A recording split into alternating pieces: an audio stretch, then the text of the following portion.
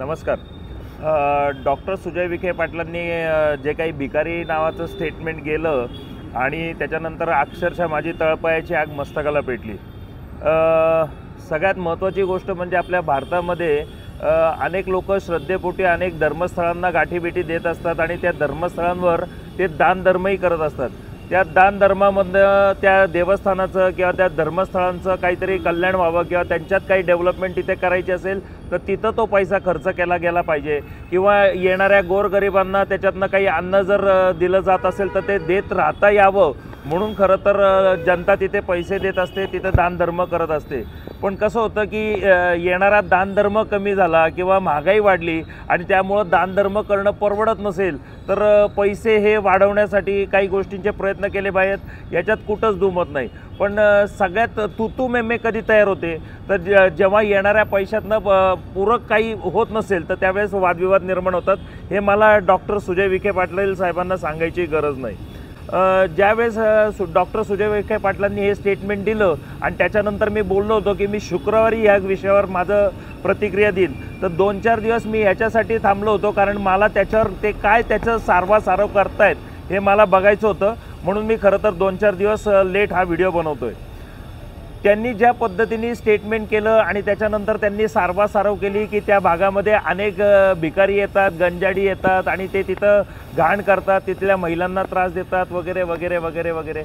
तर ती जी काही जमात आहे ना ती फक्त शिर्डीमध्ये नाही आहे, ती संपूर्ण भारतात आहे. संपूर्ण भारतात आहे विखे पाटील साहेब, संपूर्ण भारतात आहे. पण आता मला विखे पाटील साहेब एका प्रश्नाचं उत्तर द्या की तुम्ही पूर्व म्हणजे जेव्हापासून काँग्रेसचं सरकार होतं तेव्हा तुमचे जे काही पूर्वज आहेत, तुमचे पिताश्री असतील किंवा तुमचे कोणी अजून काही रिलेटिव्ह असतील ते राजकारणातच होते ना.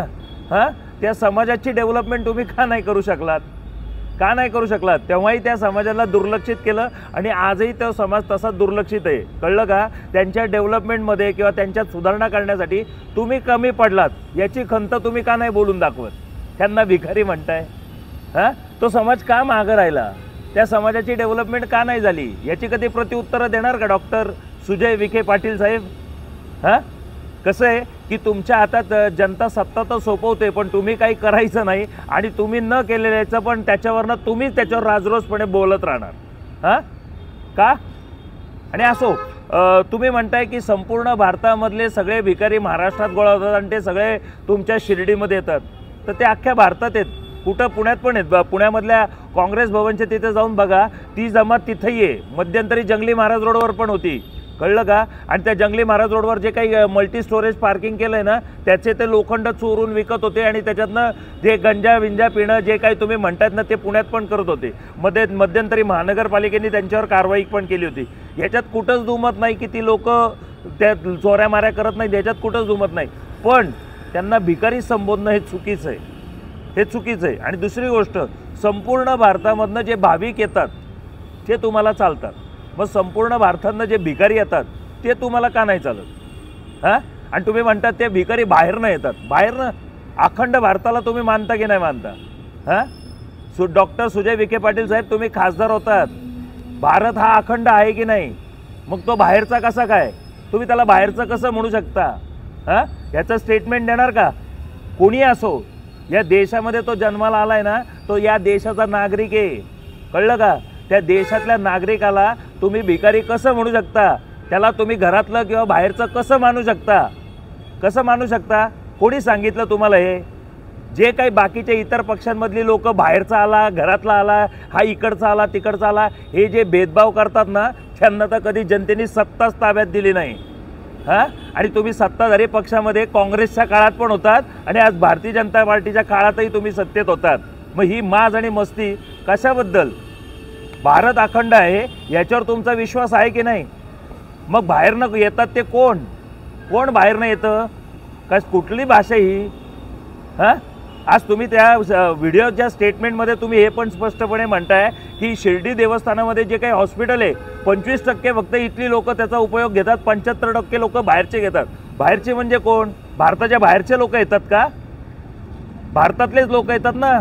भारत माझा देश आहे आणि सारे भारतीय माझे बांधव आहेत. कळलं का?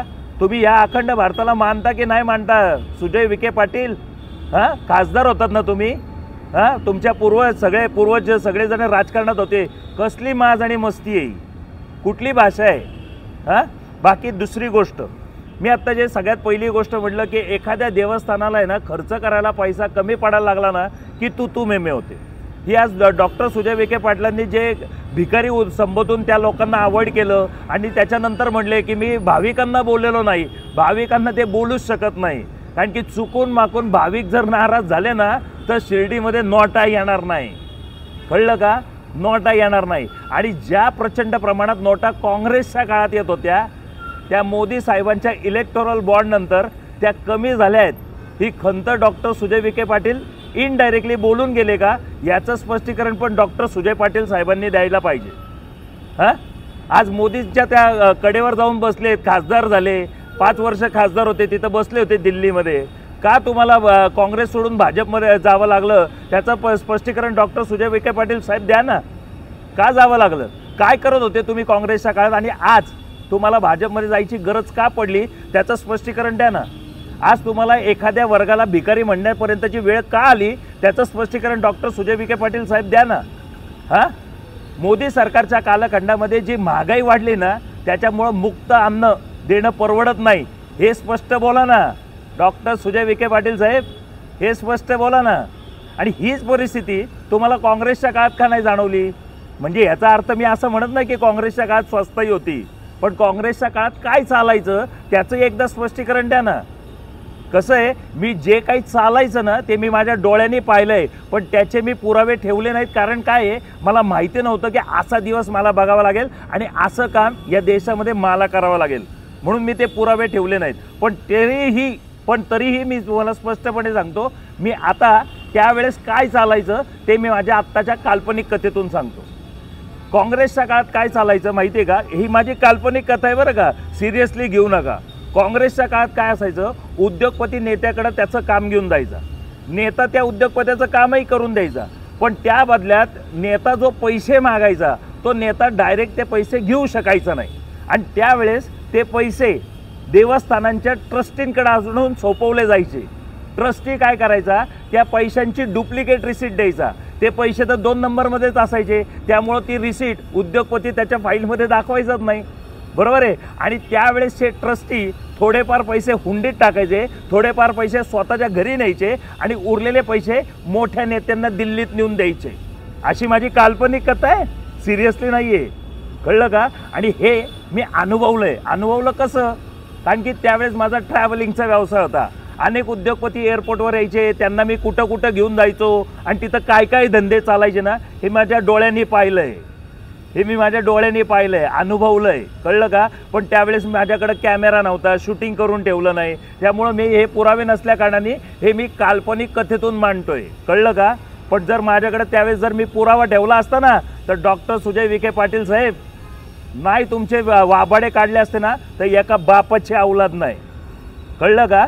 हां, तुमच्या त्या काळामध्ये जेवढे गुप्तदान यायचे तेवढे गुप्तदान जेव्हापासून नरेंद्र मोदीजींनी इलेक्टोरल बॉन्ड आणले तेव्हापासून ते गुप्तदान येण्याचं प्रमाण का कमी झालं त्याचं डॉक्टर सुजय विखे पाटील जरा स्पष्टीकरण द्या ना.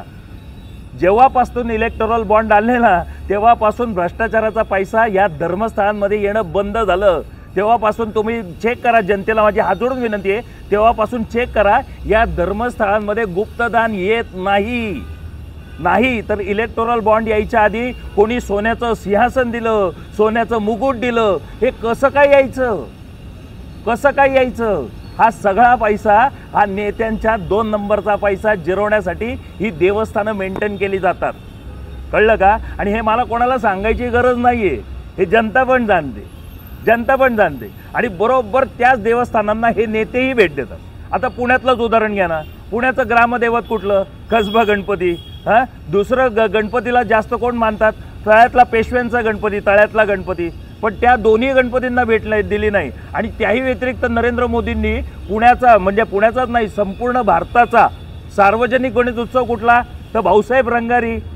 नरेंद्र मोदींनी त्यालाही भेट दिली नाही.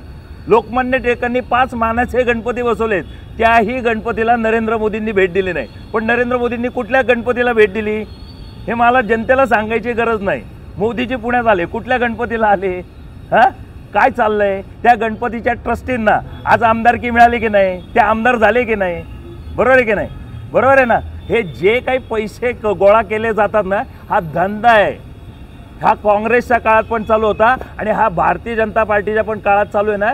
याचीच मला खंत आहे आणि याचाच मला प्रचंड राग आहे, प्रचंड राग आहे. आणि आज माझं काही म्हणणं नाही. आज कसं होतं, भाजपच्या विरुद्ध बोलणं म्हणजे हिंदुत्वाच्या विरुद्ध बोलणं, कळलं का? आणि हे भ्रष्टाचार काँग्रेसच्या काळात पण सुरू होते आणि आज मोदीजींच्या म्हणजे 1 रुपयाचा भ्रष्टाचार न करणाऱ्या मोदीजींच्या काळात पण खुल्लेआम सुरू आहे, खुल्लेआम सुरू आहे. आणि त्याचाच प्रचंड राग आहे, प्रचंड राग आहे. अरे आम्ही काँग्रेसला सोडून भाजपला का सत्तेत बसवलं? हां, आणि ही माजमस्ती, ही माजमस्ती का रे बाबांनो? का? कुठली मस्ती आणि कुठली गुरमी तुम्हाला आली? हां, आज तुम्ही लोकांना भिकारी म्हणता.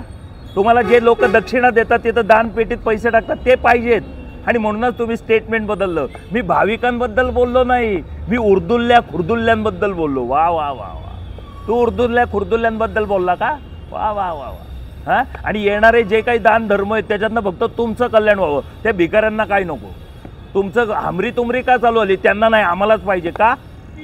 त्या लोकांना, जी लोक आज मागासलेली आहेत त्यांना डेव्हलप करण्याचं, त्यांना स्वतःच्या पायावर उभं करायचं काम काँग्रेसने तर कधी केलंच नाही. भारतीय जनता पार्टीकडनं अपेक्षा होती, तेही करत नाहीत. हां, आणि मग जर कुठल्या देवस्थानांमध्ये जाऊन जर त्यांनी स्वतःची पोटं भरली तर त्यांना तुम्ही भिकारी म्हणता? हां, कुठली भाषा ही? हां, अरे जनता त्याच्यात दान धर्म करते ना, त्याच्यातनं हे सगळं चालतं. तुमच्या बापाचा पैसा नाही येतो, तुमच्या बापाचा पैसा नाही येतो, कळलं का? आणि ते दादा, अजित दादा परवा म्हणले तुम्ही मला निवडून दिलं म्हणजे तुम्ही मालक नाही झाले. ही भाषा कुठनं येते? ही भाषा कुठनं येते? अरे तुम्हाला आले ना, तुम्ही सत्तेत वन साईड निवडून आले ना, आता निवडून येऊन सुद्धा रुबाब का चोरताय? हां, तुम्ही जनता तुमची मालक नाही. अगदी खरं आहे, कारण की आता जनतेची अपेक्षा गरजच काय राहिली? ज्यावेळेस बॅलेट पेपरवर निवडणुका व्हायच्या ना, तेव्हा जनता मायबाप जनता असायची. पण आता कसं आहे, मशीनद्वारे ॲटोमॅटिक होतं, जनतेची गरजच काय राहिली? त्यामुळं जनता ही मालक नाही राहिली, नाही का? मायबाप तर सोडा, मालक पण नाही राहिली, हे की नाही? जनतेची काय लायकी तुमच्या राजकीय नेत्यांसमोर, हे की नाही? आणि तुम्ही राजकीय नेते म्हणजे सध्याच्या काळातले देव आहेत.